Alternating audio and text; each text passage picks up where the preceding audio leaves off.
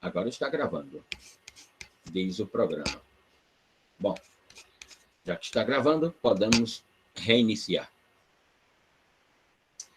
O texto que fora indicado para leitura é o texto do professor Rafael de Jorge, e vale uma lição sobre Rafael de Jorge, que hoje é um dos autores mais importantes sobre teoria do direito, sociologia do direito, filosofia do direito e teoria dos sistemas no mundo. É o discípulo número 1 de Niklas Luhmann. Inclusive, no último semestre, quem fez a aula de encerramento nessa disciplina foi exatamente ele, Rafael de Jorge, via remoto, né? Por um mecanismo remoto. O texto que leram, Investigações Sociológicas no Sistema do Direito, é de um autor hoje reconhecido internacionalmente, mas que, quando era jovem como vocês, sai de uma pequena cidade do sul da Itália chamada Vernoli, que não tem mais do que 15 mil habitantes hoje. Imagine no início dos anos 70, final dos anos 60, início dos anos 70, quando ele saiu de lá bem jovem como vocês. E foi para Roma para frequentar o curso de Direito na Faculdade de Jurisprudência da Universidade della Sapienza.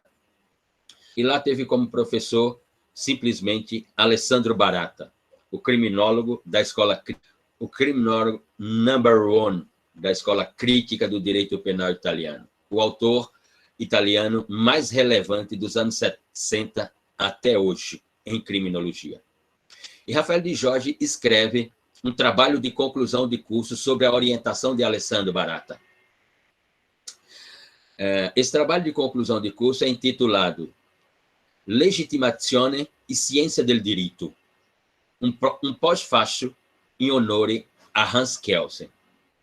Legitimação e Ciência de Direito, um pós-fácio, um pós-escrito, em homenagem a Hans Kelsen. Muito bem. Alessandro Barata recebe um convite para ficar por 2 anos, num contrato renovável por mais 2 anos, portanto, durante 4 anos, como professor visitante na Universidade de Saarbrücken, em Saarland, na Alemanha. Saarbrücken é uma cidade próxima ao que hoje nós chamamos de República Tcheca, fronteira com a República Tcheca. O verão lá é menos 20 graus, o inverno é menos 40.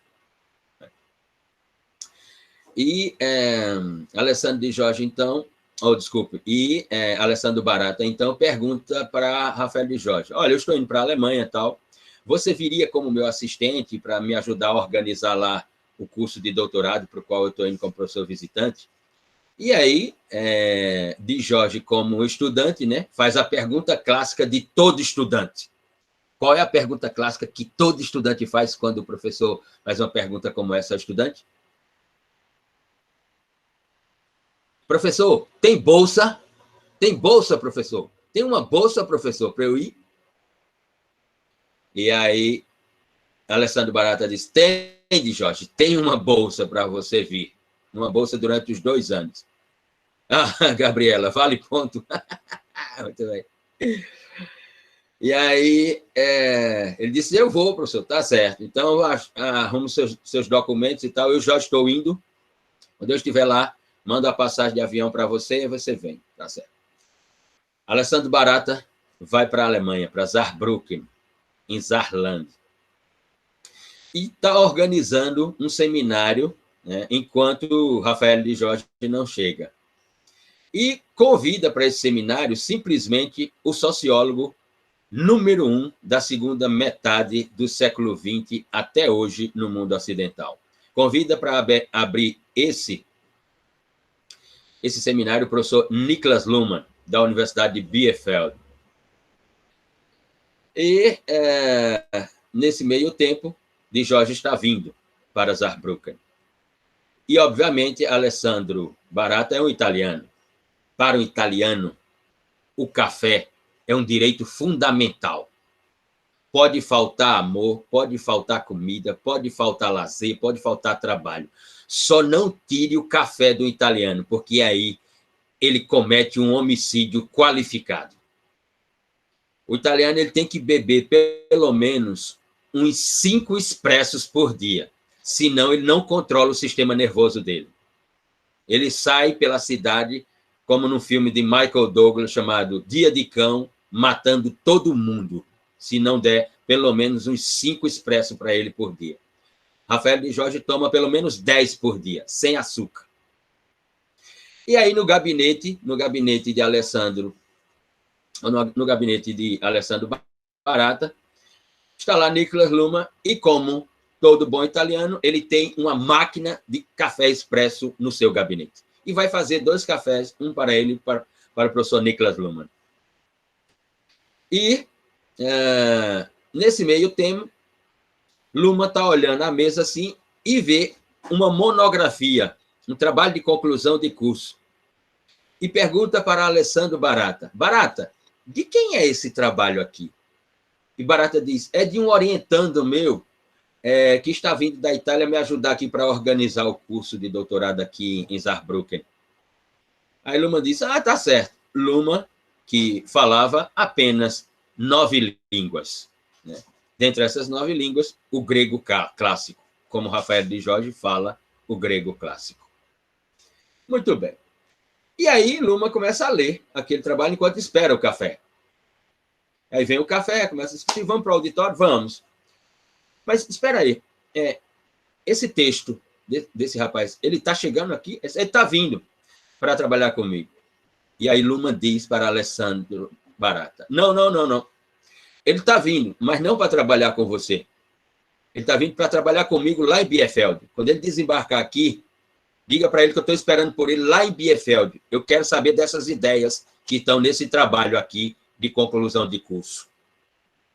E aí Alessandro Barata disse: está certo, professor. Luhmann já era uma legenda na sociologia, no direito, na teoria da sociedade e tudo. E aí, dias depois, chega Rafael de Jorge, né? Naquela empolgação do estudante, né?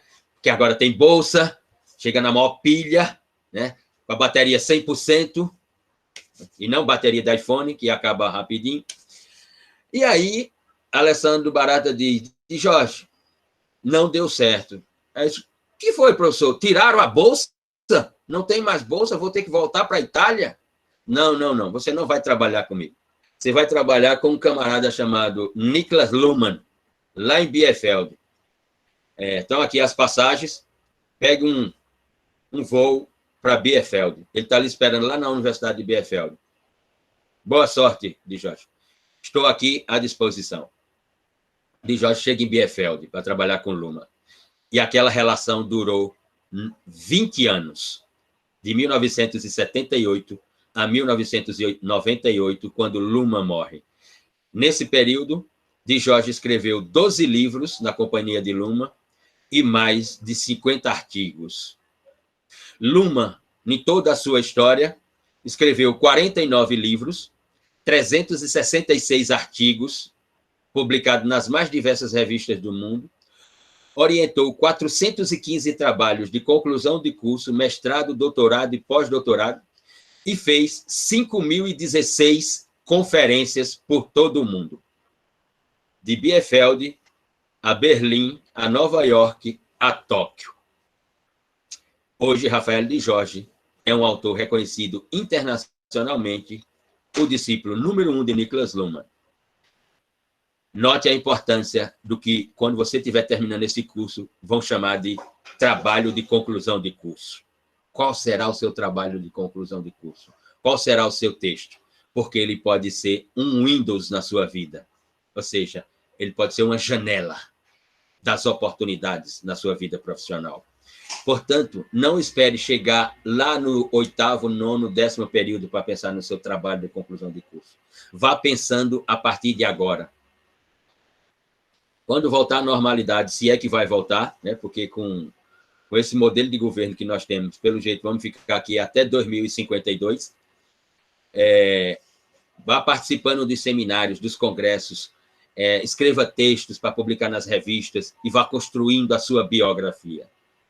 A gratidão de Rafael e de Jorge por Alessandro Barata é tanta que o único filho que ele tem se chama Alessandro de Jorge, em homenagem Alessandro Barata. E seu filho, hoje, é professor de criminologia na Universidade de San José, em San Diego, na Califórnia, radicado nos Estados Unidos. Reflita sobre isso, pense sobre isso, construa suas estratégias, pensando no mundo profissional, no que você vai ser após o 10º período desse curso. Construa sua biografia. E vamos lá. Vamos ao nosso programa, que está aqui no chat, como colocado. Nós estávamos, portanto, nos elementos constitutivos da construção da linguagem. Verdade, paradoxo, complexidade, interdisciplinariedade. E aí começamos por dizer, o que é complexidade? Qual o conceito de complexidade? Qual a definição de complexidade? O que significa complexidade?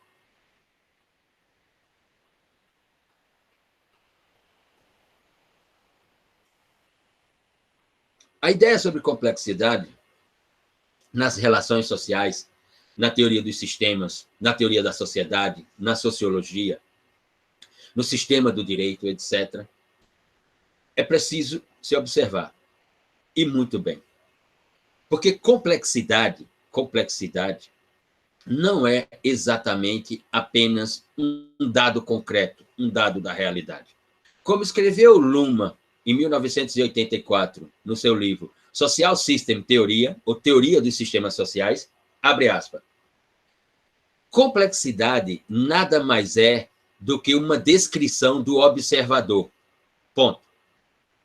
Complexidade, inclusive, é uma autodescrição do observador. Repito. Escreveu Luhmann, abre aspas. Complexidade nada mais é do que uma descrição do observador. Ponto. Mais do que isso, inclusive, uma autodescrição do observador. Quando Luhmann escreve isso, o que quer dizer Luhmann sobre complexidade? A ideia que nós temos é que, e ela não está em direção equivocada, quando o observador observa a fenomenologia, observa a natureza, observa as relações sociais, ao observar esses elementos, ele cria uma descrição, ou seja, ele cria uma observação, ele inventa um conceito. O que é o conceito? Teorema do conceito. Teorema do conceito.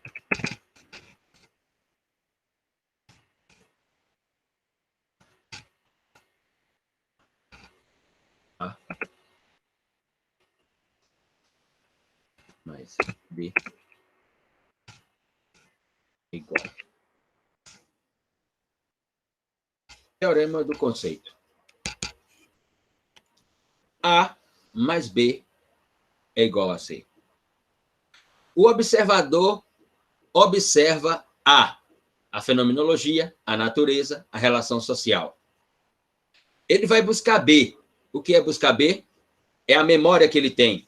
As pastas C2 ponto, D2 ponto, E2 ponto, F2 ponto que ele tem. Então, ele observa, mas para fazer uma descrição, para construir uma descrição, é preciso ter uma memória. Qual é a memória que o observador tem? Quais as palavras que ele tem aqui? Quais as frases que ele tem aqui? Quais as letras que ele tem aqui para construir essa descrição? E essa descrição vai ser C, vai ser o conceito. Isso é complexidade. Mas para não ficarmos, para citarmos aqui os críticos portugueses e essa teorética, mas para não ficarmos nessa teorética, construamos uma hipótese. Imagine um senhor de 78 anos de idade, 80 anos de idade, 70, 80 anos de idade, que teve uma formação familiar conservadora, moralista, que sua formação escolástica não foi uma formação escolástica de mundos da vida, né? Mais uma formação escolástica que navegava ali entre as tradições e a moral. Esse senhor, de 70, 80 anos, adentra a padaria da sua cidade, num domingo pela manhã, para comprar seus pães e levar para casa. E está conversando com o atendente da Paraíba. Entram duas jovens que vêm de uma cidade diferente, de uma outra cidade, ou dois jovens, na mesma condição, sentam-se à mesa, são atendidos por um garçom e fazem o seu pedido. Enquanto aguardam que o pedido chegue, esses dois jovens, ou essas duas jovens, começam a trocar carícias, inclusive se beijam. E aquele senhor, com toda aquela sua formação, com toda aquela sua memória, assiste aquela cena. O atendente da padaria também pergunta: qual a descrição que esse senhor fará sobre aquele cenário que ele está observando?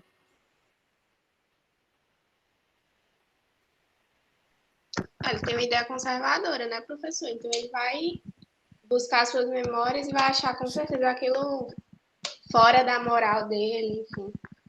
Exato, exato. Primeiro, ele não vai saber conceituar aquilo. Ele não vai saber dar um nome àquela relação. Por quê? Porque ele não tem palavras aqui que possam traduzir aquela relação.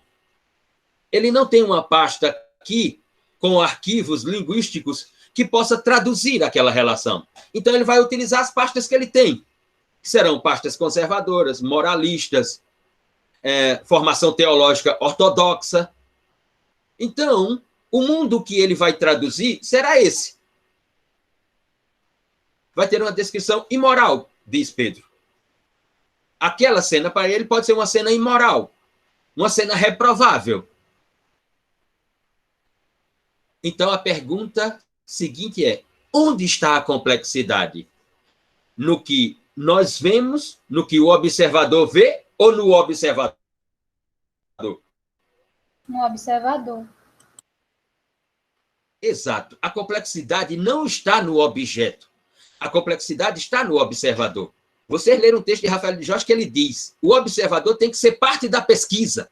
Ele tem que mergulhar na pesquisa. Ele tem que ser parte do objeto que ele está observando para fazer nascer o saber, o conhecimento e a ciência, para ocorrer o desenvolvimento, para que possamos viver o progresso, para que possamos viver em direção ao futuro. Por isso, por essas descrições que não nos colocam no futuro, é que, por exemplo, esse país mergulhou na era medieval. E que nós estamos assistindo. Porque os observadores que nós temos... E agora imaginem a complexidade maior. Imagine que aquele senhor na padaria, ele é um legislador, ele é um deputado federal. Que leis ele vai construir para todos nós cumprirmos? Proibição. Qual é a categoria? Como, Lorena? Proibição de afeto público. Não tenha dúvida, como na Inglaterra, entre 1845 e 1945, né, tinha uma lei chamada tipo penal de imoralidade sexual, quando duas pessoas faziam isso em público. Gabriela. Isso também desmonta a questão ainda mais da homofobia, né? Imagina, se um casal heteronormativo já via como imoralidade, imagina um casal homoafetivo. Eu acho que realmente causaria um impacto muito maior na visão desse observador com pensamento conservador e antiquado, né? Antigo. Sem dúvida, diz Pedro, a lei baseada na moral dele, cheia de conservadores. Então, agora podem imaginar de que o direito é o que o observador construir, e não o que o direito é.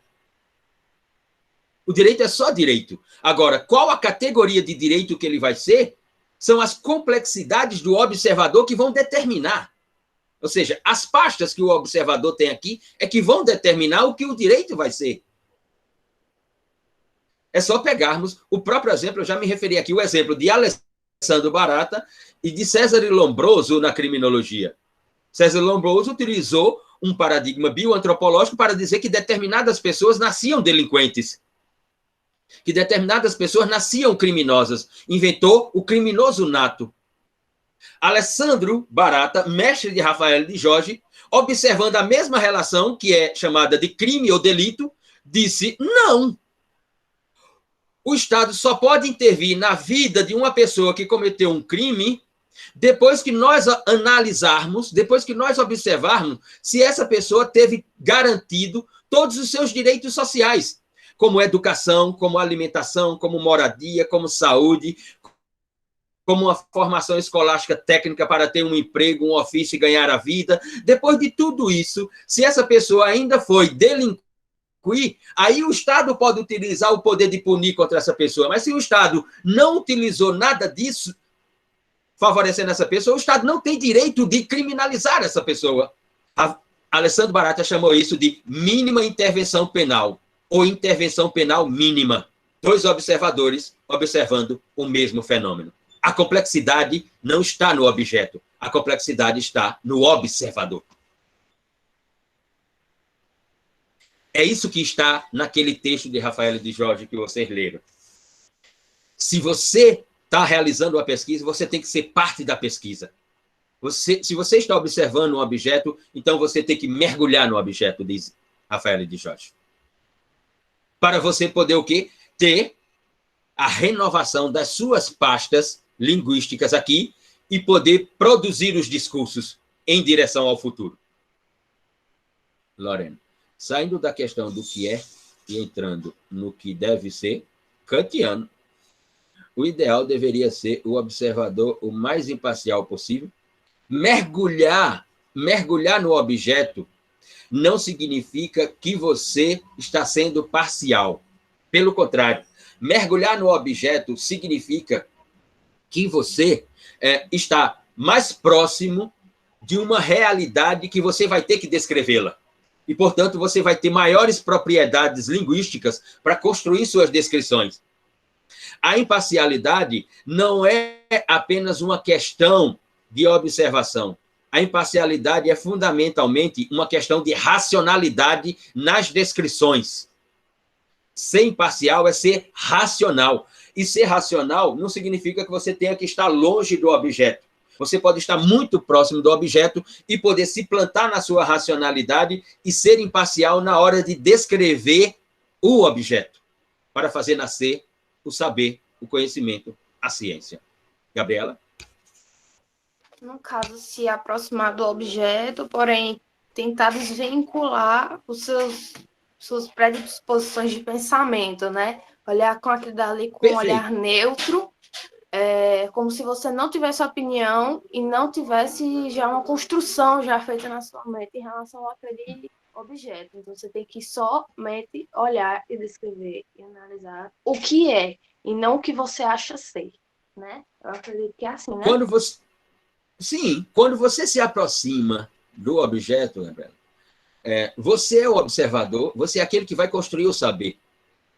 Se aproximar do objeto ou até se tornar parte no objeto, não significa que você tem que utilizar a emoção para descrever, o seu lado emotivo. Não. A descrição que você vai realizar é pela racionalidade e pela ideia de futuro que o observador tem.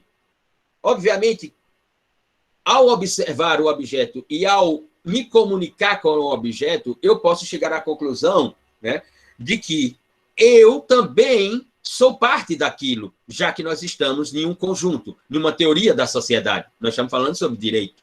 Por exemplo, eu jamais poderia fazer construir uma descrição, construir um pensamento, você dizer assim, eu jamais cometerei um crime. E aí as pessoas que dizem assim, aquele ladrão, aquele homicida, não sei o quê, tem que morfar na cadeia, não sei. Elas não estão observando e construindo a descrição com a racionalidade. Porque aquele que cometeu um crime hoje e vai para o cárcere, pode ser eu amanhã. Qualquer um de nós pode ser amanhã. Qualquer um de nós pode cometer um crime. Qualquer um de nós pode cometer um crime. Tem um documentário aí na Netflix. Quem quiser assistir, fique à vontade. De um caso real, da senhorita Elisa Natsunaga. Aquela senhora que matou o marido, esquartejou, colocou dentro de uma mala e foi distribuindo numa BR afora aos pedaços. Aquela mulher jamais pensou que iria praticar um crime um dia na sua vida. Principalmente pela vida que ela tinha, uma vida nababesca, uma vida de sonho. E ela terminou como uma homicida, está cumprindo a pena. Então, a ideia de estar próximo do objeto, ou de fazer parte do objeto, é se colocar na posição do outro. Ou seja, é a ideia altruísta na pesquisa. É eu olhar, né? E vou dar um exemplo aqui concreto, é como olhava os abolicionistas no Império, no Brasil Império. Olhava para os negros e dizia, os negros são seres humanos como nós. Tobias Barreto pensava assim, Joaquim Nabuco pensava assim, Castro Alves pensava assim, tantos outros pensavam assim. Mas tinha uma outra legião que não pensava assim, que não observava assim, que observava o ser humano negro como uma mercadoria, como uma coisa, como uma propriedade. Ao você reconhecer o outro, ao você reconhecer no outro uma parte de você, não significa dizer que você está sendo emotivo, significa dizer que você está levantando uma hipótese no campo das pesquisas de que amanhã ou depois você pode estar na condição da outra pessoa. E assim se renova o campo do saber. Tem que vestir-se do seu objeto. É isso que Rafael de Jorge coloca naquele texto para a produção de pesquisa, que daqui a pouco a gente vai falar sobre ele. Quero ouvir vocês, qual a impressão que tiveram do texto, o que o texto provocou cognitivamente em vocês. É isso que eu quero saber. O último elemento constitutivo dessa metodologia, da produção no discurso, é interdisciplinariedade. O que é interdisciplinariedade? Pode ser colecionado em qualquer tipo de área do conhecimento. Pode variar da linguística, pode variar para a ciência biológica em si, pode variar para a ciência humana. Enfim, ele circula em todas as áreas de conhecimento. Eu acredito que seja interdisciplinar. Tá me ouvindo? Tá batendo feijão, é? Tô não. Tá não? Ah, sim. Não. Eu acho que eu acredito não. É interdisciplinaridade. Uma situação, um objeto poder permear em várias áreas de conhecimento diferentes ao mesmo tempo. Ele pode ser visto de várias perspectivas e de várias áreas pode diferentes. Pode parar. Você tem 2 pontos. Pode parar. Pronto. Então mesmo? Olha. Tem 2 pontos. Bota, pelo amor de Deus. Anote aí. Tá anotado. Anote aí. Anote na sua caderneta da bodega. Anote.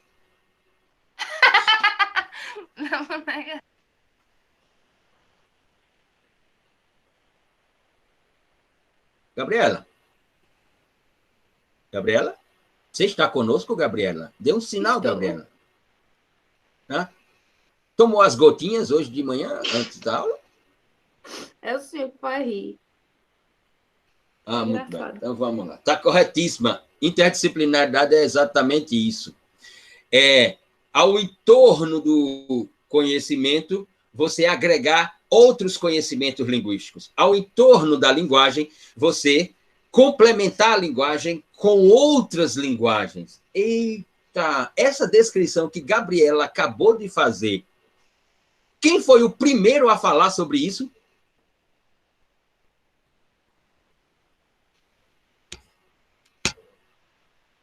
Durkheim, né? Eu acredito. Foi Durkheim.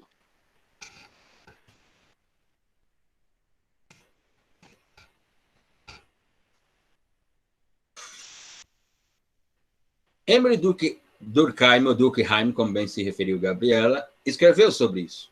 Mas aqui no Brasil, 1882, um rapaz vindo do interior de Sergipe, e aí já na condição de professor substituto da Faculdade de Direito do Recife, ele escreve um texto. Nesse texto ele diz o seguinte, abre aspas, a linguagem do direito parece aquele sofá velho que nós temos na sala, ponto. A linguagem do direito cheira a mofo, ponto. O direito precisa renovar sua linguagem, se apropriando da linguagem de outros campos científicos para, no próximo século, o que viria a ser o século XX, assistirmos à renovação linguística do direito e, assim, o direito permanecer como ciência. Fecha aspas, Tobias Barreto. O que hoje nós chamamos de interdisciplinariedade, no Brasil, o primeiro a observar a necessidade de você, ao entorno da sua linguagem, reuni-la com uma série de outras linguagens para fortalecer o seu saber e o seu conhecimento, foi exatamente Tobias Barreto, em 1882.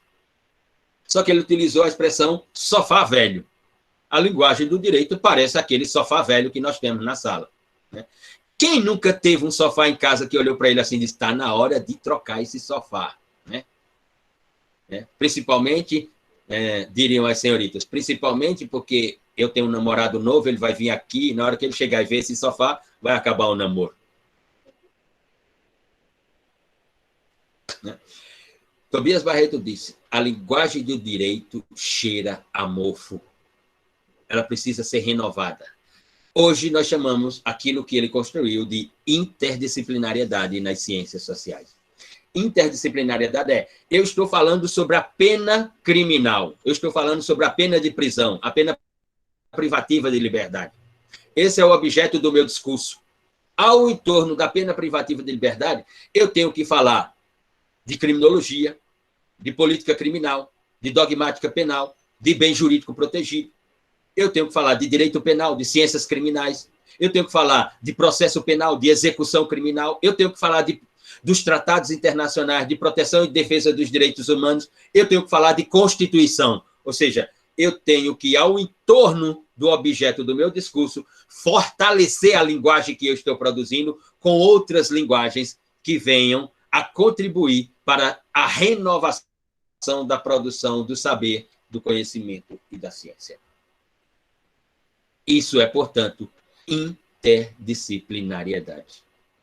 Se você conseguir construir nos seus textos um conteúdo que tenha verdade com a ciência de que essa verdade é um paradoxo, é paradoxal, que a sua descrição é uma descrição de complexidade e que o seu discurso é interdisciplinar,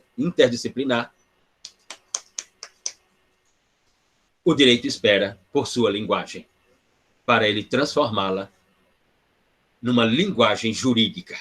E aí, como diria Silvio Santos, as portas da esperança abrirão para você. Dúvida? Encerrado esse primeiro eixo? Sem dúvidas? Sem inquietações, sem manifestações, sem nada? Professor, essa visão. Alguém falou Sim. Ao mesmo tempo que eu falei? Se essa visão que você deu aqui sobre interdisciplinariedade? Não, a visão de Emily Durkheim em relação ao fato científico, né? Como estudar o fato científico. Observar o objeto como ele é e não como ele deve ser. Eu queria saber se Maquiavel, eu não sei muito bem a cronologia dos tempos, eu não sei se Maquiavel ele se deteve desse pensamento do Durkheim. Muito antes ele já falou da política como é na época e não como ela deveria ser. Então ele já, desde já tinha noção dessa de se despir Maquiavel, de ideais, né? Isso. Maquiavel, na obra O Príncipe, ele dá uma aula de pragmatismo político. Né? Ele é um pragmático da teoria política do poder, do exercício do poder. Muitos o colocam como um estrategista, e ele é, sem dúvida, um estrategista. Mas ele é fundamentalmente um pragmático da teoria política, do exercício do poder. No Príncipe, na obra O Príncipe. Muito bem. Segundo eixo dessa disciplina, Lorena levantou a mão. Sobre a leitura, assim, uma parte que eu acho bastante significativa na leitura, eu vou ler aqui, aí depois eu falo sobre. Se entendido como indicamos, a observação sociológica do direito pode descrever os complexos caminhos pelos quais, por meio da ativação de sua memória, o direito é capaz de produzir identidade e diferença, isto é, de se reconhecer por suas transformações, de evoluir a partir de si mesmo e de realizar estabilidade a partir da contingência. Eu acho que passa por todos os elementos, porque essa questão de identidade e de reconhecer as transformações seriam essa interdisciplinaridade. Como que a gente vai saber a identidade, por exemplo, de um povo, se a gente não sabe a história, se a gente não sabe os teóricos que estão falando daquele lugar, os teóricos daquele lugar, como que a gente vai ver as transformações daquele território, por exemplo? Senhorita, você tomou café pela manhã ou você tomou o quê? Tomo café não, professor, tomei banho gelado. Muito bem, certíssimo. 2 pontos para você. Anota aí na sua caderneta da bodega. Anota aí. Muito bem. Mais alguém? Perguntas? Inquietações? Manifestações? Problemas psíquicos? Procura um psiquiatra. Professor? Yasmin, que lavou o cabelo hoje. Isso, aqui lavou o cabelo. Durante a leitura do artigo, eu notei que, vez ou outra, ele fica falando uma frase mais ou menos assim, que diz que somos mentirosos quando falamos a verdade. Então, vez ou outra eu ficava, mas o que é que ele está querendo significar com isso? A partir da leitura, sim, eu entendi um pouco mais que ele estava querendo trazer, igual a Lorena falou agora, do paradoxo. Esse paradoxo que tem, e ainda mais que nos primeiros capítulos ele constrói também uma crítica a Kant, a essa teoria de que a gente tem que ter muita imparcialidade, se distanciar demais, e ele vai falar, não, o contrário, temos que nos aproximar do objeto, temos que mergulhar, igual o senhor estava falando hoje também na aula. E também eu achei muito interessante o primeiro capítulo. Foi o primeiro capítulo foi o que mais me chamou a atenção. Embora ao longo do artigo ele vá desenvolvendo a sociologia, até no final ele fala que a sociologia faz do direito melhor, faz do direito, traz uma análise que nenhuma outra pesquisa traz. E que a sociologia ela deve aprimorar também. É o que ele traz ao longo do artigo, mas no primeiro capítulo eu acho muito interessante ele falando sobre a reconstrução da gente, sobre o ponto do observador, o quanto o observador ele traz para si a obra ele mesmo, e o quanto, por mais que tentamos nos distanciar, sempre prevalecerá a nossa visão, porque o observador ele está imerso naquele mundo, não adianta fingir que não estamos. Muito bem, Yasmin. 2 pontos para você também. Pode anotar aí na sua caderneta da bodega. Gabriela está perguntando o que é caderneta da bodega. Você não é desse paradigma, Gabriela. Você veio depois desse paradigma. Esse paradigma parece que já se encerrou. Mas tem alguns lugares ainda que existe. Era quando você comprava fiado em um comércio, em uma venda, em uma bodega, e o proprietário tinha uma caderneta que ele tinha uma página da caderneta que tinha seu nome e ele ia anotando quanto você comprou ali. No final do mês, quando você recebia o salário, quando você tinha dinheiro, você ia lá e pagava. É o que eu fazia na bodega de Dona Lia, para comer meus doces, minhas cocadas. Aí eu dizia, anota aí, Dona Lia, tal. Quando meu avô me der dinheiro, eu volto aqui e pago. Tá certo. Pedro. Não, é para também dizer um pouco sobre o artigo que eu achei interessante. que ele reforça sempre, né, de como a linguagem do observador pode influenciar no direito, e que o direito é formado sempre pela linguagem do observador, porque eles constroem realidades e depois vão fazer parte do direito. Então a gente, nós alunos, então temos que sempre se atentar a isso, porque a gente vai construir o direito, né? A gente vai ser influenciador do direito. Exatamente, Pedro. Exatamente. Pedro Lucas, mais alguém? Podemos continuar? Vitória Carneiro Rocha, professor. Eu.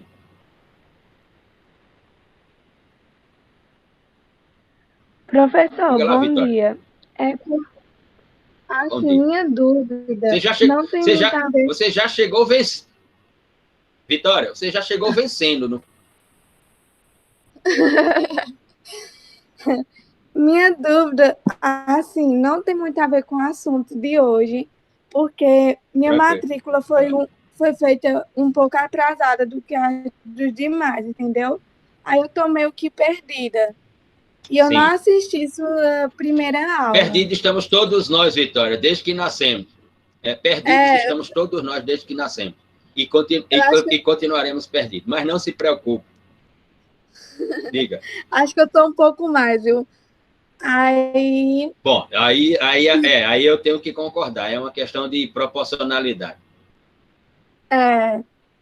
Aí, tipo, se o senhor pudesse dar só um resumo da sua primeira aula, porque eu não assisti, sabe? Porque eu ainda não estava matriculada. Certo. Você vai ao YouTube, no canal do No Pode Jus. Vou colocar aqui, para aí. Todas as aulas estão hospedadas lá. Você pode assistir a aula na íntegra.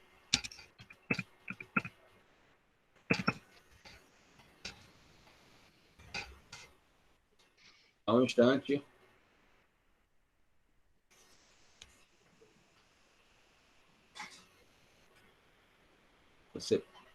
Muito bem.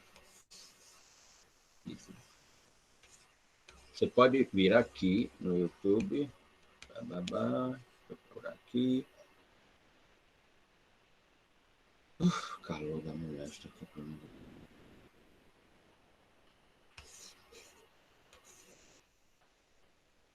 E por que ele está tão lento o YouTube? Enfim, você está aí no... Você pode ir no pode.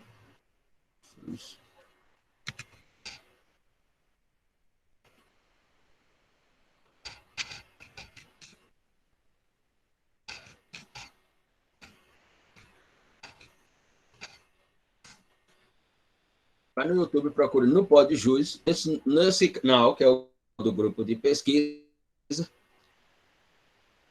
vai ter lá aulas, linguagem e argumentação jurídica, criminologia, teoria do processo penal, e aí você clica e assiste a aula na íntegra.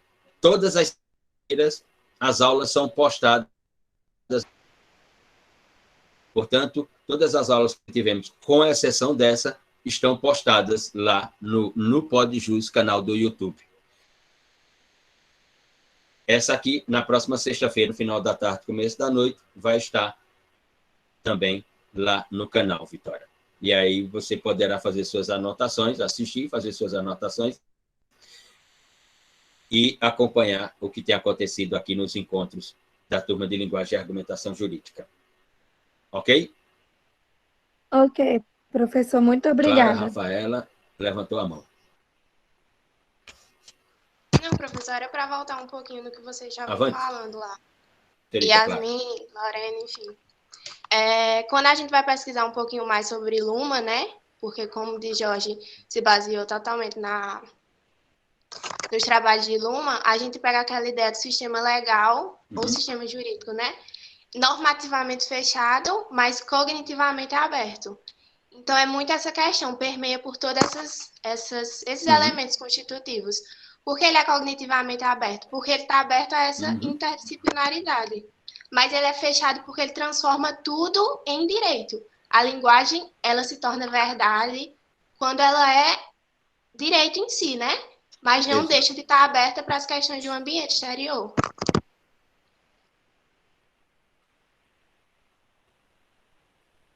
Muito bem, senhorita. A interpretação é assertiva. 2 pontos para a sua caderneta. Mais alguém?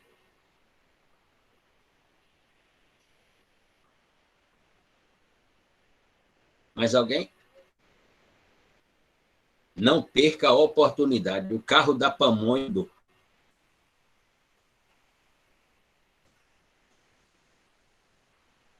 Pamonha de Piracicaba. Pamonha de Piracicaba. Você vai deixar passar?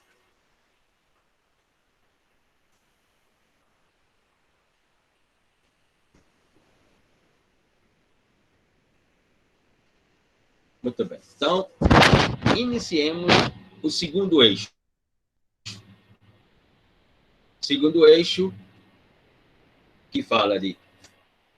que tem como conteúdo as expressões fenomenologia, hermenêutica, comunicação e semiótica. E quando chegarmos na palavra semiótica, aí temos que usar as semióticas para, como escreveu Kelsen, construirmos o teorema da ordem do discurso. Se o discurso tem que ter uma ordem, e essa ordem é lógica, sistematicidade e persuasão, o conteúdo desse discurso, como bem dizia a senhorita Clara, seja ele normativo, ou seja, das estruturas do direito, a lei sobre a norma, sobre decisão judicial, fechado, ou seja, um discurso sobre uma ideia, sobre uma filosofia, né, sobre um objeto cognitivamente aberto. Nós aqui construiremos um discurso sobre o sentido e o significado dos elementos que constroem essa expressão semiótica, que, portanto, estão no conteúdo dessa expressão chamada semiótica. 3 desses elementos, de tantos elementos que lá dentro estão, 3 que determinam o jurídico, que são os elementos jurídicos: semântica, sintaxe e pragmática. E trataremos sobre cada um deles. Mas iniciemos com a ideia de fenomenologia. A palavra fenomenologia, ela é uma palavra riquíssima e que ela é mais do que uma expressão. A palavra fenomenologia pode ser caracterizada como uma palavra metodológica. Metodológica. Por quê? Porque com a expressão fenomenologia, construída por Johann Lambert, né? E isso faz muito tempo, Johann Lambert, autores como... Eu vou escrever aqui que fica mais fácil.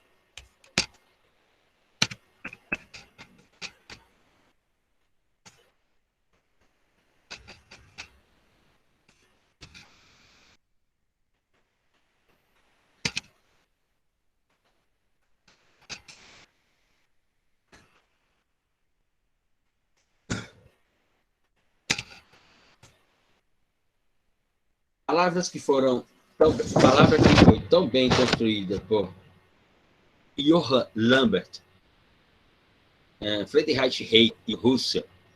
A ideia de fenomenologia é a ideia de atribuir essa palavra aos objetos, à natureza, às relações sociais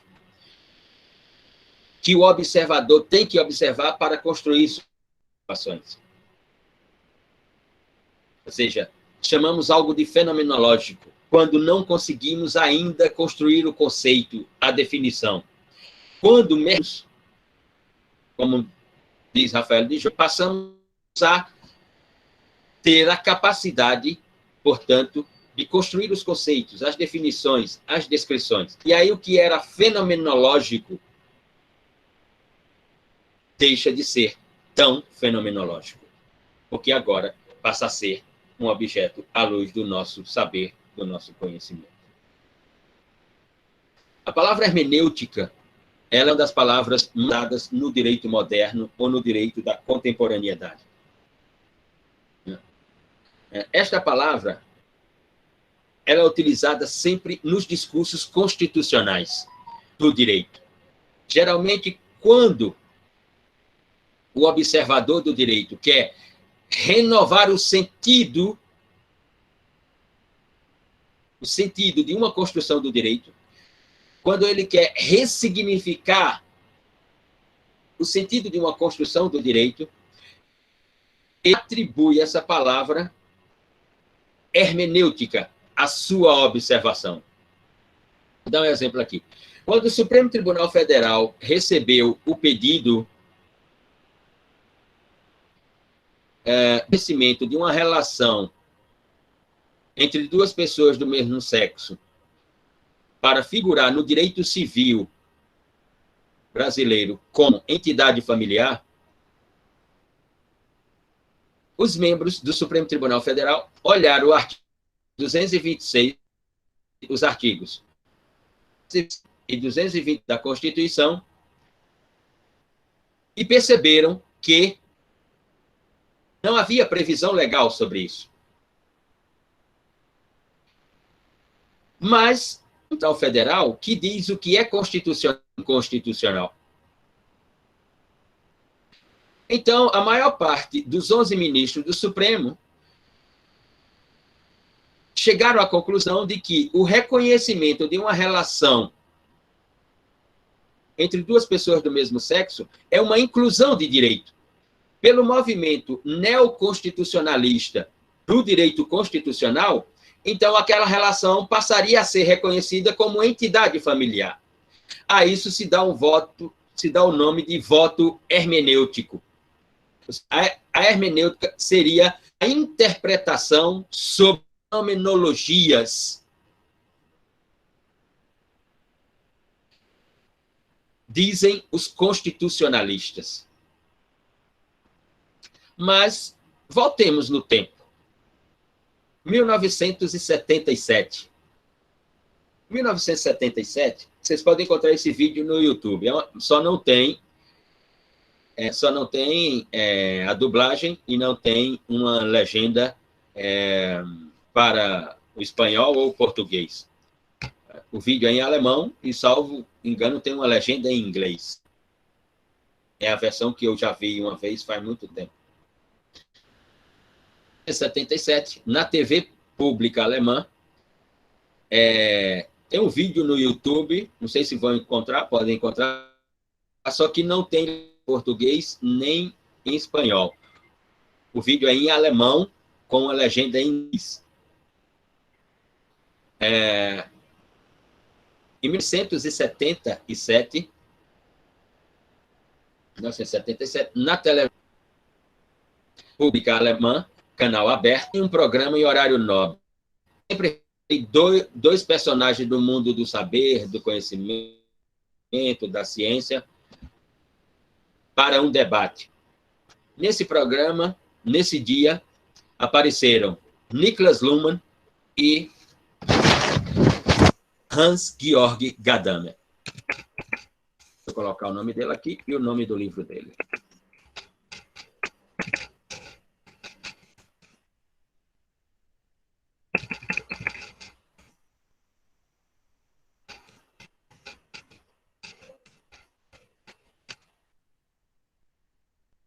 Pode falar, Gabriela. É porque eu não compreendi direito a definição de hermenêutica. O senhor falou, mas eu acabei Gabriela? me perdendo. Oi? Gabriela levantou. Jorge Amado está esperando você falar, Gabriela. Não? Quando quiser falar, fique à vontade. Eu acho que é porque... Em 1977, dizia eu. A hermenêutica é a palavra pela qual se constrói as interpretações. Ouviu? Sim, obrigada. Agora não lhe ouço. Obrigada. Entendi. Não lhe ouvimos, Gabriela. Você tá falando sério? Desculpa. E nesse programa estão Neste programa estão Niklas Luhmann e Hans-Georg Gadamer. Hã? Sim, seriamente. O que você tomou pela manhã, Gabriela? É a palavra que leva à interpretação, é isso? É a palavra pela qual se constrói as interpretações. Ah, entendi. Obrigada. Muito bem. Vou clicar aqui. Ela pode voltar depois. Estão nesse programa Niklas Luhmann e Hans-Georg Gadamer. Gadamer, em 1966, publicou um livro chamado Verdade e Método. Você pode conseguir esse livro pelo Google aí, formato PDF, uma cópia em espanhol, uma tradução para o espanhol. É um clássico da hermenêutica. Aliás, na nossa interpretação, é a última grande obra sobre hermenêutica. Depois de Gadamer, todo mundo faz Ctrl+C e Ctrl+V do seu texto. É cópia do seu texto, utilizando só a semântica. E aí, o apresentador do programa, veja, em horário nobre, na televisão alemã, você tinha, de um lado, Niklas Luhmann, do outro, Hans-Georg Gadamer. No Brasil, você tem quem? Eliana, Faustão, Life, Silvio Santos, Rodrigo Faro. Olha o nível intelectual. Olha o nível intelectual, né? Para você perceber. Porque é que também nós, Siqueira, Siqueira, né, vai fazer o quê? Siqueira, Samuca, né? Bate, enfim. Vai se fazer o quê, né? Geraldo Luiz, eita, a lista agora vem. Para você perceber, né? Cada um com a sua realidade, né? Fazer o quê? E aí, o apresentador disse, professor Gadamer, o senhor que 11 anos atrás publicou uma obra intitulada Verdade e Método, que já é um clássico na teoria do direito, que é hermenêutica, professor Gadamer. E a tese de Gadamer é a existência de círculos da interpretação. Vários ciclos da interpretação. Ou seja, interpretação restritiva, interpretação extensiva, interpretação literal, interpretação cultural, né? Os vários níveis da interpretação acerca do direito, ou sobre o direito. E aí Gadamer ficou lá uns 30 minutos falando sobre o que é hermenêutica, respondendo à pergunta o que é hermenêutica, com a tese do ciclo da hermenêutica, ou ciclo das interpretações. E aí, o apresentador diz, nós vamos para um break, né, para um comercial, e voltamos e o professor Niklas Luhmann dará o seu conceito de hermenêutica. Que, inclusive, era uma palestra que Luhmann tinha... A resposta de Luhmann é uma palestra que ele deu na Universidade de Atenas, na Grécia. E aí volta dos comerciais e o apresentador diz, professor Luhmann, o senhor tem o mesmo tempo que o professor Gadamer, 30 e poucos minutos, para responder o que é hermenêutica. E Luhmann diz, não vou precisar de tanto tempo assim. E o apresentador, então, pergunta, que é hermenêutica, professor Luhmann? E Luhmann diz, abre aspas, hermenêutica é aquilo que a hermenêutica disser que é hermenêutica. Fecha aspas. Muito obrigado. Esse foi o conceito de Luhmann. Quando a hermenêutica diz que a sua interpretação é hermenêutica, quem é que diz que não é? Ninguém. Quando o ministro do Supremo Tribunal Federal diz o meu voto nessa ação é um voto hermenêutico, quem é que diz que não é?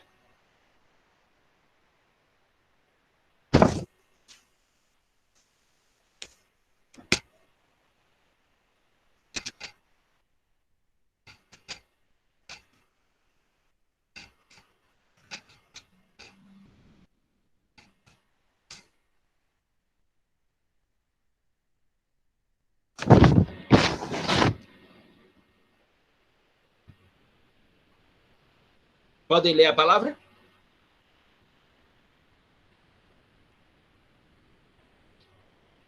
Podem pronunciar a palavra, por gentileza?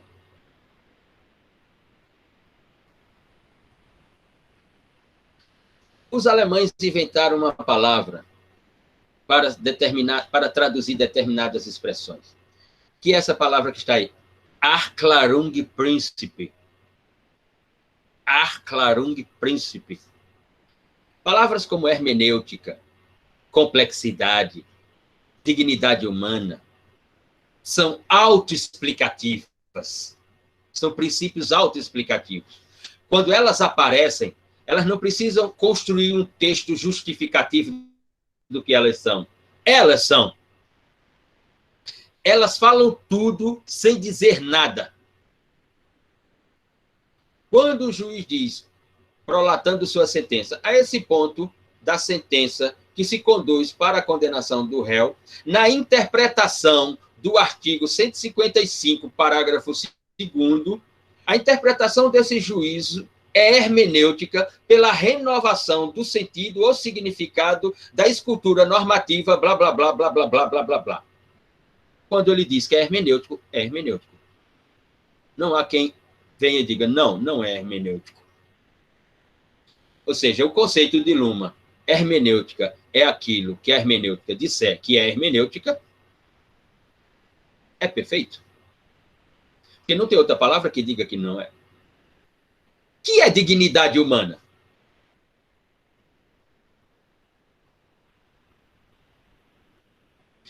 Quando você tiver, só para ilustrar esse exemplo da hermenêutica, quando você estiver num debate jurídico com alguém, tá? Ou digamos que você é uma profissional do direito já, aí você é uma advogada de defesa, certo? Você está numa audiência com o Ministério Público, com aquele boy que pensa que é zorro, né, que sai caçando as pessoas. Só falta darem uma espada para ele, um chapéu e um cavalo. Né? Ele pensa que é zorro. Quando você estiver num embate com o promotor de justiça, numa audiência, e que ele começar com a acusação, que ele começar com aquela linguagem, né, aquela pompa, que parece um pavão, né, com tudo aquilo, com não sei o quê, você quer vencer o debate? Você quer colocar uma interrogação na cabeça do juiz, que aí ele vai ter que refletir muito para não absorver o seu cliente? Espere um momento estratégico na argumentação de acusação do Ministério Público. Quando ele chegar num ponto, você diz, Excelência, é uma questão de ordem. O Ministério Público, com essa argumentação, está ofendendo a dignidade humana do meu cliente. Se você prolatar essa frase, dignidade da pessoa humana, na condição de vítima, você venceu o debate. Tem um livro de Schopenhauer, Arthur Schopenhauer, chamado Como Vencer um Debate Sem Ter Razão. Não precisa ler aquele livro para saber como vencer um debate sem ter razão. Basta você prolatar a frase de que a sua dignidade humana foi ofendida. Não tem contra-argumentação. Não tem contra-argumentação. Adélia. O título do livro é Como Vencer um Debate Sem Ter Razão, de Arthur Schopenhauer. Porque dignidade da pessoa humana é um Erklärungsprinzip, é um princípio autoexplicativo. Essa palavra impacta não pela explicação que ela fornece, mas pelo teor de força linguística, metafísica que ela traduz. O juiz vai ficar assim, não sei exatamente qual é a dignidade humana que o seu cliente está sendo ofendido.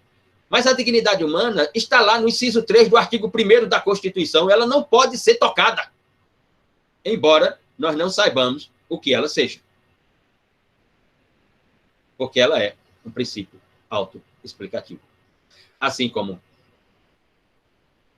o que nós estamos analisando com o nome de hermenêutica.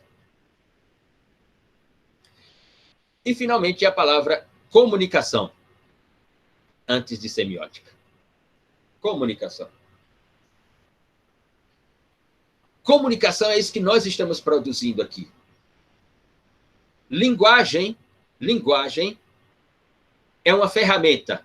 Linguagem é uma ferramenta. É um instrumento. Comunicação é o sentido da linguagem.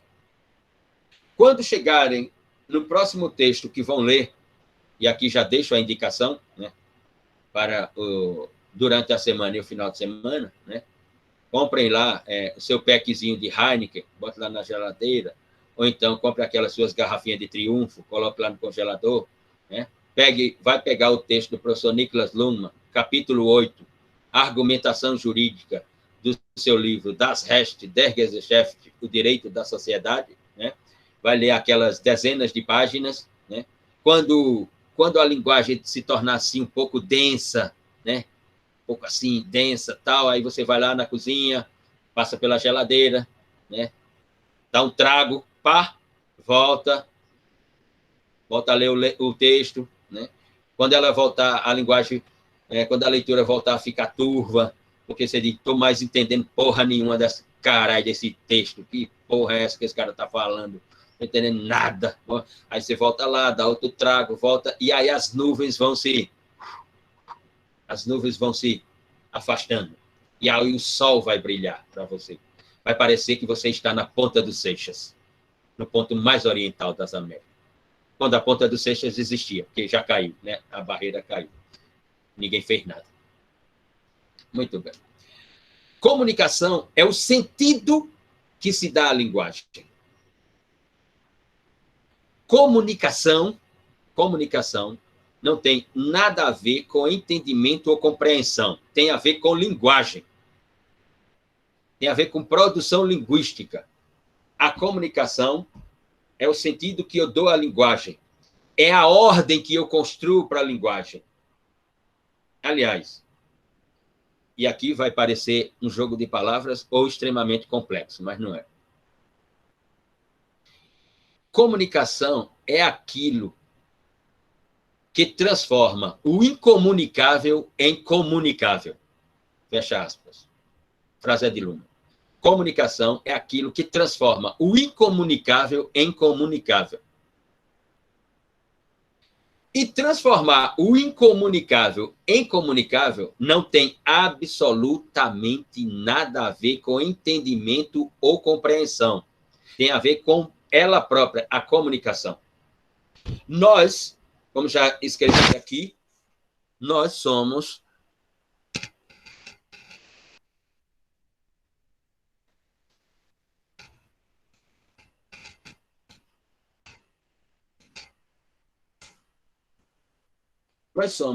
seres comunicativos.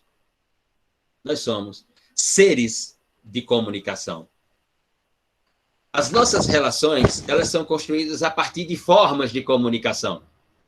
Aí a comunicação pode ter uma forma oral, ela pode ter uma forma escrita, né? No oral é mande Aldo. Né? Ou ela pode ter a forma escrita, né? Que aí vocês, quando escrevem no WhatsApp, escreve abreviando tudo que é porra de palavra. E se o camarada não conhecer esses códigos linguísticos, não sabe de que porra vocês estão falando. Né? Parece um teorema de Pitágoras. Comunicação é isso. É um sentido, é uma forma de transformar o que era incomunicável em comunicável. Não quer dizer que o outro, eu sou o emissor da comunicação. Não quer dizer que o receptor está entendendo ou está compreendendo a comunicação. Nós não conduzimos as nossas vidas por compreensão ou entendimento. Nós conduzimos as nossas vidas por comunicação. Quanto mais comunicação, mais fatos, mais acontecimentos, mais riscos, mais problemas. Aliás, como diz Hayes von Foster, o humano só produz duas fenomenologias na vida. Comunicação e, com comunicação, problemas. Então, essas são as duas coisas que nós produzimos. Isso é comunicação. Quando chegarmos no terceiro texto que vão ler sobre Hayes von Foster, mas que eu não dei o texto direto de Hayes von Foster, mas de um professor brasileiro extremamente competente, de uma capacidade notável, Está lá no material de vocês, o texto de Ciro Marcondes Filho, professor da ECA USP, Escola de Comunicação e Arte da Universidade de São Paulo. Nós voltaremos a falar de comunicação, porque agora a palavra é semiótica. Ok? Porque semiótica é através da semiótica que vamos construir o sentido, o significado e as formas da comunicação. Repito, é através da semiótica que nós vamos construir o sentido, o significado, as formas da comunicação. Certo? E essa palavra semiótica nós devemos usar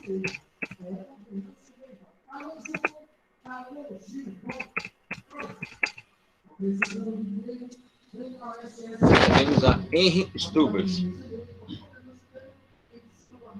que em 1676, repito, 1676, inventou essa palavra.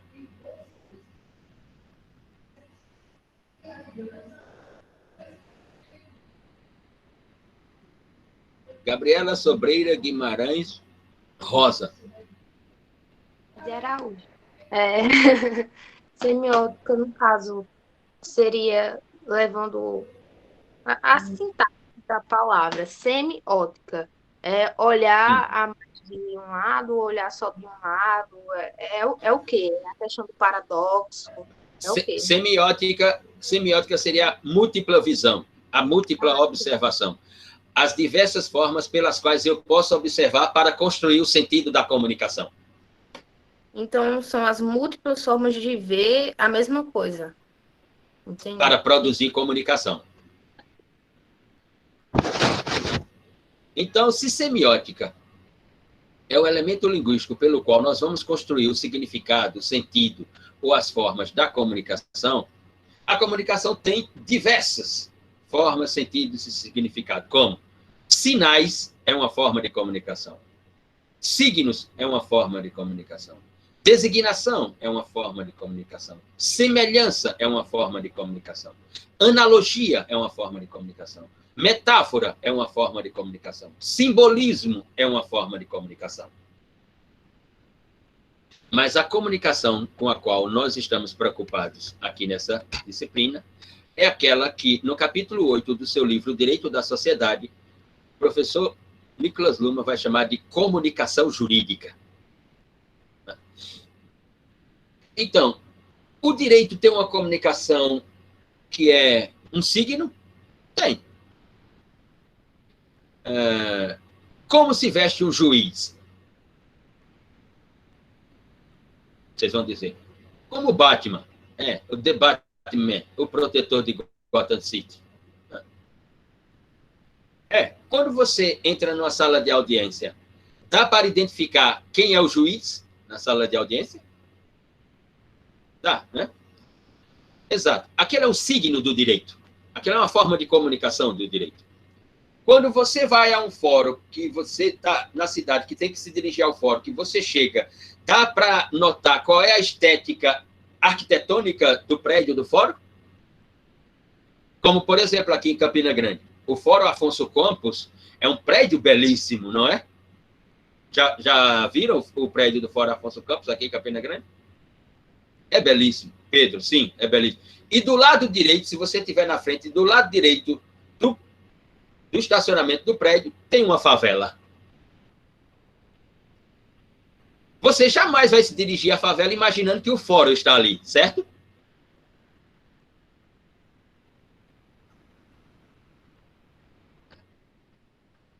É um signo do direito. Né? E se você estiver na frente do Fórum Afonso Campos e se virar, vai ver a Justiça Federal e a Justiça do Trabalho. Né? Mais acima, à direita, o prédio do Ministério Público, aquela imponência de prédios. E do seu lado esquerdo, já que você está do lado virado agora, tem uma favela. Isso é o direito. Os signos do direito. Você quer saber de um signo forte do direito?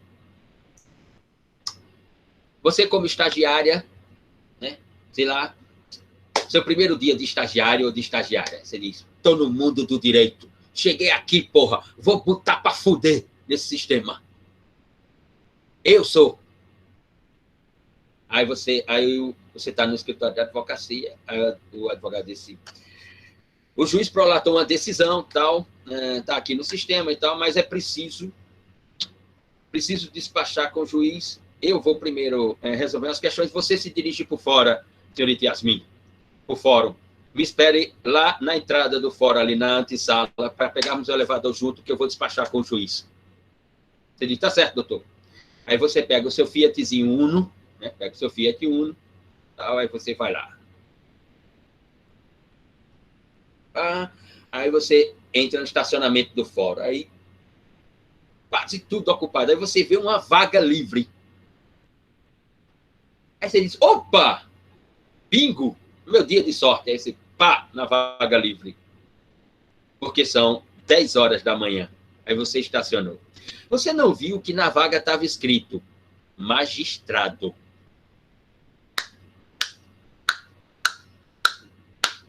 Vamos dizer aquele pessoal no TikTok, né?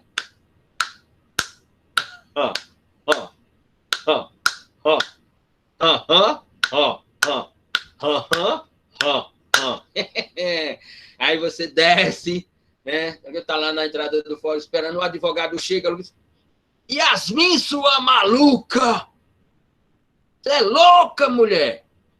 Foi, doutor, você estacionou na vaga do juiz, no signo do direito. Vão guinchar seu carro. Aí você tem que tirar seu carro, deixar no estacionamento em frente e pagar. Porque são 10 horas da manhã e o juiz ainda não chegou no fórum. E por isso que a vaga dele está livre. Ele só vai chegar lá pelas 11 horas, meio-dia. E 3 horas da tarde ele vai embora. São signos do direito. Né? Então, volto a repetir. Conteúdos da semiótica que dão sentido, significado, forma à linguagem. Sinais, signos, designação, semelhança, analogia, metáfora, simbolismo. Tudo isso dá. Mas a nossa preocupação aqui é a preocupação com a comunicação jurídica. Ou seja, a nossa preocupação aqui é com uma semiologia epistemológica. Repito, comunicação jurídica, para nós aqui, vai ter o sentido de semiologia, vai ter o sentido de semiologia epistemológica. Porque nós vamos tratar dos seus elementos, e aqui os elementos da comunicação jurídica. Semântica, sintaxe e pragmática. Qual o sentido da semântica na construção da linguagem do direito, partindo da primeira estrutura do direito, do sistema fechado do direito, da norma, da lei? Qual a função que cumpre a sintaxe na construção da lei? E qual a ideia que traduz a palavra pragmática nesse paradigma chamado lex, a lei? É sobre isso que vamos falar. Mas sobre isso vamos falar a partir do próximo encontro, porque eu quero ouvir aquelas que ainda não se pronunciaram sobre o texto de Rafael de Jorge, Investigações Sociológicas no Sistema do Direito.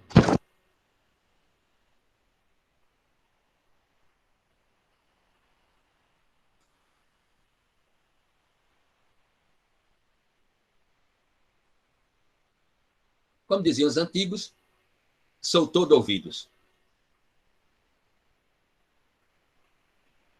Senhorita Ingrid Ellen Siqueira Ferreira Bezerra Guimarães Rosa Araújo. Bom dia, professor. Bom dia, senhorita. Leu o texto? Li sim. O que nos pode dizer sobre o texto? Professor, já o que mencionaram, eu ia levantar a mão, mas as meninas fizeram uma reunião bem legal do que eu mesma tinha anotado. Muito bem, senhorita. Fez anotações sobre o texto, foi? Fiz sim, professor, sempre faço. Muito bem. João Pedro Euflasino Barreiro. Pessoal, tem uns nomes difíceis aqui, e cada nome grande, 3, 4, 5 sobrenomes. Isso aqui vocês são todos de famílias importantes, né? Pessoal que tem muito sobrenome é família importante, tudo é muito aqui de família importante. Estou lascado nessa aula. Não é através do transformar o incomunicável em comunicável que se reduz e generaliza a realidade, segundo Kant.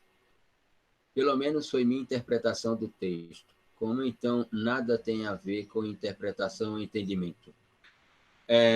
Vamos lá, João. Nada tem a ver com interpretação. Não, tem a ver com interpretação, não tem a ver com entendimento ou compreensão.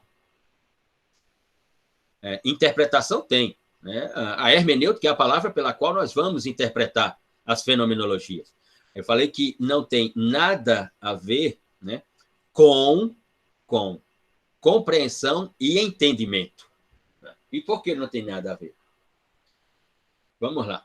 Isso vai ficar extremamente esclarecido no terceiro texto, isso que se refere à comunicação, exatamente. Mas eu não usei a palavra não tem nada a ver com interpretação ou entendimento. Eu utilizei a expressão não tem nada a ver com compreensão ou entendimento, e não interpretação. Interpretação, obviamente, tem a ver porque a hermenêutica está aí exatamente para interpretar, né? E construir as categorias de interpretação segundo Gadamer. Quando leem as 4 teses de Hayes von Foster, isso vai ficar extremamente transparente, explicado. Quando lemos um texto, ou ouvimos alguém falar, ouvimos um discurso, né? Ficamos com a ideia de que estamos entendendo, ficamos com a ideia de que estamos compreendendo o que está sendo escrito, o que foi escrito ou o que está sendo falado.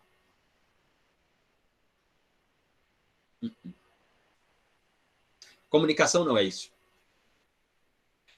Fazer uma pergunta para ir na direção da indagação levantada aqui por João Pedro.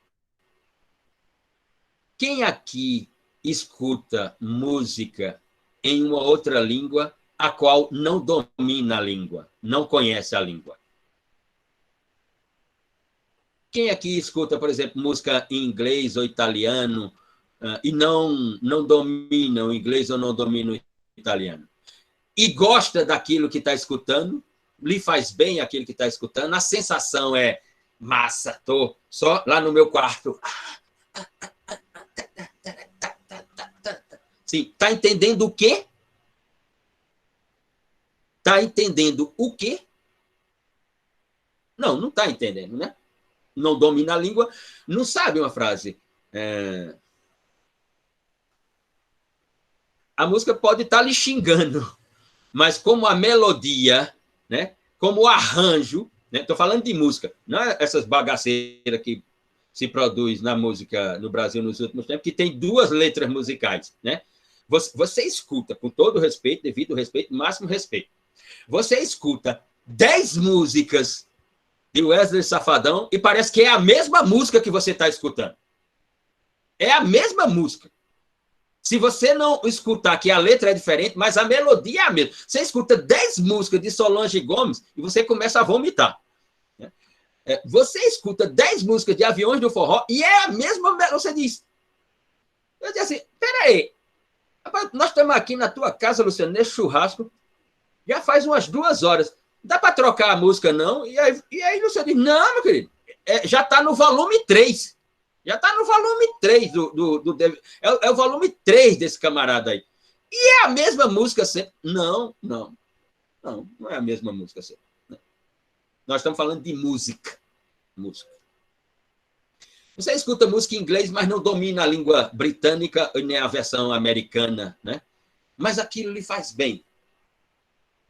Os discursos, os textos são comunicação. Aquela música é comunicação. Por quê? Sincero e direto. Exatamente. É massa. Ah, muito bem, Lorena está escutando aí. Só na dancinha do TikTok. Não, só no TikTok, não está mais comigo, só no TikTok. Quando você escuta um texto ou lê o texto, não há como acontecer compreensão e entendimento. Por quê? Porque quando você escuta o discurso ou você lê o texto, você lê com a memória que você tem. E a memória que o autor escreveu o texto ou está fazendo o discurso não é a memória que você tem, é a memória que ele tem. Então, como pode haver compreensão? Não existe diálogo na comunicação, só existe monólogo. Quando eu falo com a memória que eu tenho. Quando vocês escutam com a memória que vocês têm. Como é que pode haver diálogo? Como é que pode haver compreensão? Como é que pode haver entendimento? É como se eu dissesse assim, senhorita Sara, por gentileza, pode acessar meu e-mail. Meu e-mail é lucianonascimento@servidor.epb.edu.br. Aí Sara disse, tá certo, Luciano, vai lá, coloca assim, a senha, Luciano. Se eu não der a senha, como é que ela vai acessar? Para haver compreensão, é preciso ter a mesma memória. Se não tem a mesma memória, não há compreensão, não há entendimento. Só há comunicação. Nós vivemos de comunicação em cima de comunicação em cima de comunicação, não de entendimento e compreensão. E o direito como sistema de comunicação é isso. Quantas vezes você não vai dizer, né, ao assistir uma notícia sobre uma decisão judicial, dizer assim, puta que pariu, o que é que esse juiz quis dizer? Aliás, os advogados dizem isso o tempo inteiro. Da cabeça de juiz e bunda de neném é o ditado que tem no mundo do direito. Comunicação é o seguinte, e aqui é uma questão de gênero, vale para todos nós, para todos os humanos. Por exemplo, você está lá, né, você está lá no Hard Rock Café, em Amsterdã. Você está lá no Hard Rock Café em Amsterdã, da Headline. Está lá, sei lá. Chega um rapaz e começa. Só produzir comunicação. Né? Produzir comunicação para minimizar complexidades e atingir finalidades. Esse é o teorema. Produzir comunicação. Tá. Você não está nem aí. Não. O camarada está lá 40 minutos falando. Não lhe despertou em absolutamente nada. Assim como eu posso estar e uma pessoa chegar, Luciano, tal, sei lá, e não me despertar em absolutamente nada. Aí chega uma hora na produção do discurso, que a pessoa prolata uma frase que eu me arrepio todo. Fico todo arrepiado. Aí, pimba, a senha do e-mail. Aí você diz, como é teu nome mesmo? Aí começa tudo. Não quer dizer que você entendeu. Como diz Hayes von Foster, a comunicação não é primeiramente psíquica, ela é um start biológico. Quando você lê o texto, que o texto lhe provoca inquietação, lhe provoca interrogação, lhe provoca dúvida, lhe provoca incertezas, ele lhe deu um start biológico. O sistema nervoso manda um comando para o cérebro. O cérebro transforma aquilo em ideias, em hipóteses, em levantamentos, e você transforma em linguagem. Não quer dizer que você compreendeu alguma coisa. Não compreendeu absolutamente nada. A função de um discurso, ou a função de um discurso oral, ou a função de um texto escrito, não é fazer com que nós possamos compreender o autor, mas sim levantar ideias em nós, provocar interrogações em nós, provocar dúvidas, incerteza. Se você escutou um discurso, ou se você leu o texto de alguém e saiu dessa leitura, ou desse discurso, desse evento, cheio, com a cabeça dizendo assim, puta que pariu, agora eu tenho novos mundos a observar, cumpriu a função dela, a comunicação. Por quê? Não haverá entendimento. Porque a memória dele é uma, a sua memória é outra. Quantas vezes nós não escutamos alguém dizer assim, porra, vivi 20 anos com alguém, jamais imaginava que aquela pessoa fosse capaz daquilo. Claro. Você não tem a memória que ela tem. Você não tem a axiologia que ela tem. Estar com alguém não é estar com alguém. Estar com alguém é estar consigo próprio. E a qualquer momento você vai descobrir isso. A qualquer momento você vai descobrir isso. Pode demorar um mês, pode demorar um ano, pode demorar 20 anos, pode demorar 50 anos. Em algum momento você vai descobrir que estava sozinho. Que nunca esteve com alguém. Que está sozinho. Mas sozinho nem sempre é suportável. É preciso alguém com você, mesmo que você esteja sozinho. Definição de comunicação de Hayes von Foster.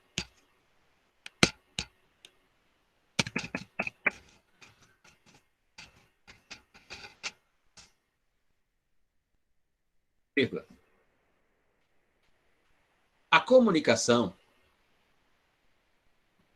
não tem a função de compreender, de construir compreensão ou entendimento. Repito. A comunicação não tem a função de construir compreensão ou entendimento. Ponto. A função da comunicação é nos aproximarmos ou nos distanciarmos uns dos outros. Repito. A função da comunicação é nos aproximarmos ou nos distanciarmos uns dos outros. Fecha aspas. Ponto. Por que é que você tem amizade com umas pessoas e com outras não? Por que é que seu ciclo social é o ciclo A e não o ciclo B? Por que é que nós somos seletivos por natureza humana? Não é porque compreendemos o outro, mas é porque as comunicações que ouvimos, ora, nós nos avizinhamos dela, porque ela dá um start biológico na gente e nos faz bem, ora, nos distanciamos dela, porque aquilo nós dizemos, não, para mim, isso não. É só isso. Esse é o estágio, Lorena. Kiko, não se misture com essa...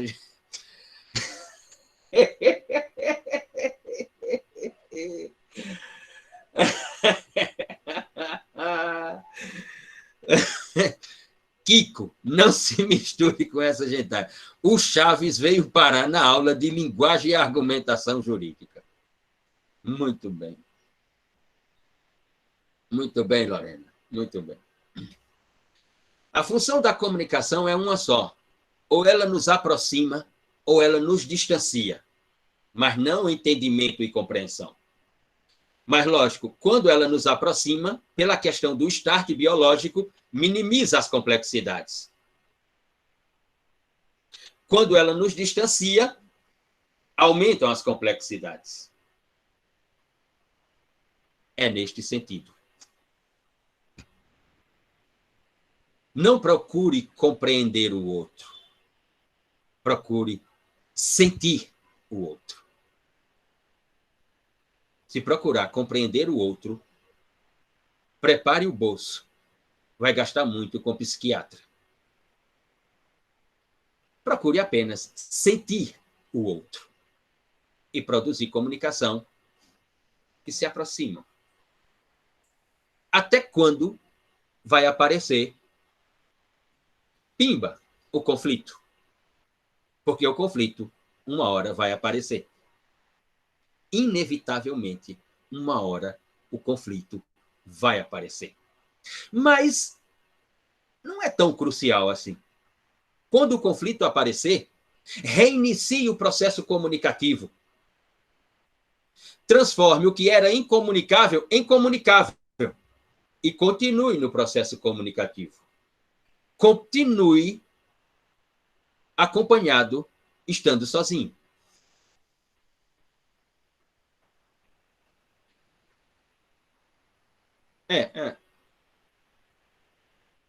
Relacionamento é comunicação.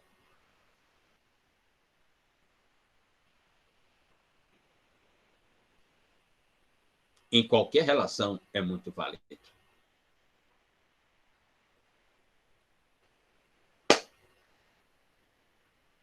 Pode falar, Chiquinha. Ô, Lorena. Bom, professor, tem um programa que pode ser assistido no YouTube, eu não estou lembrado do nome, mas que colocam pessoas com visões diferentes para debater.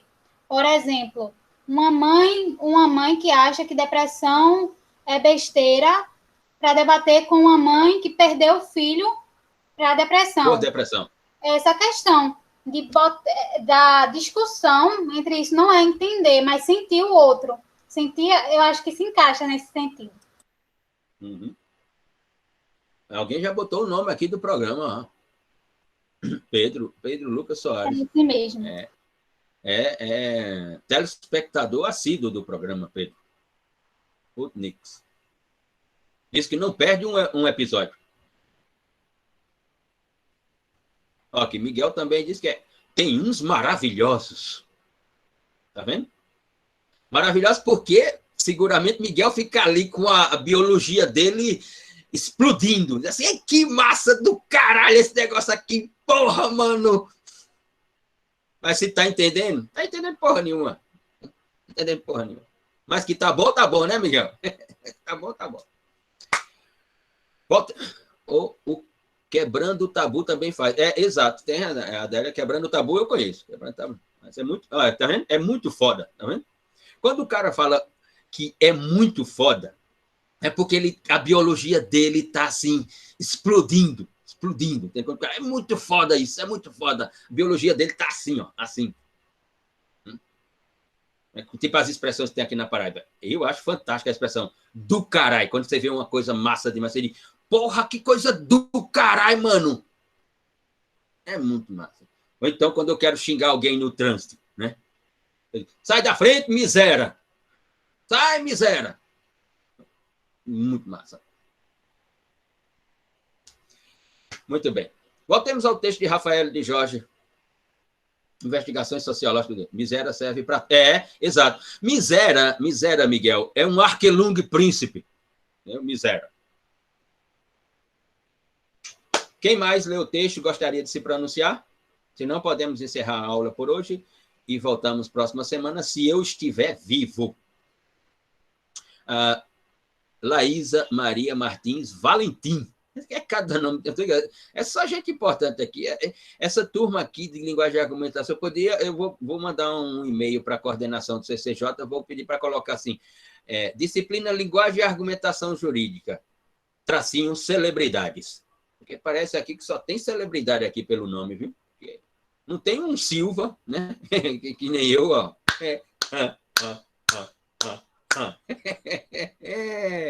Vai se lascar.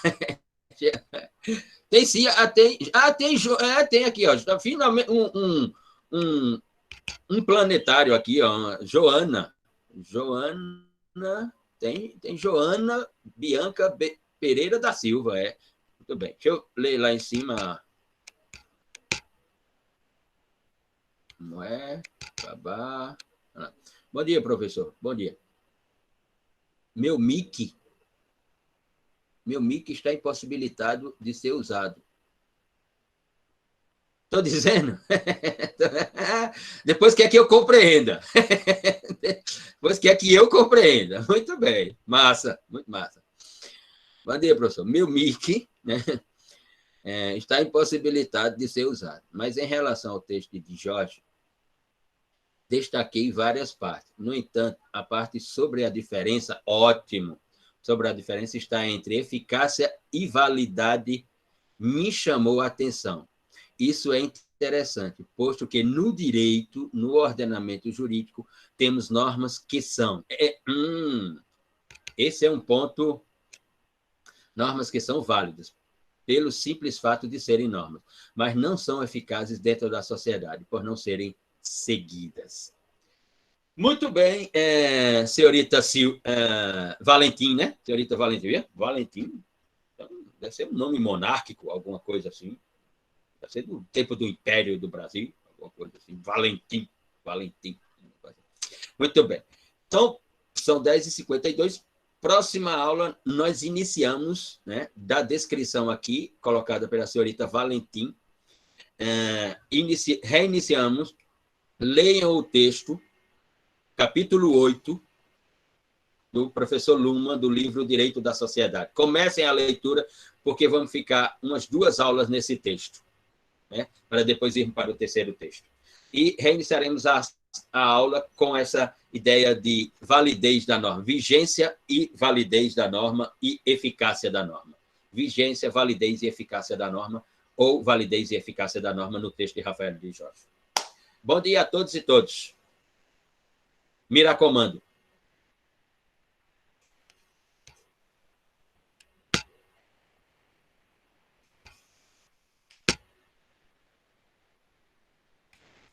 Interrompido.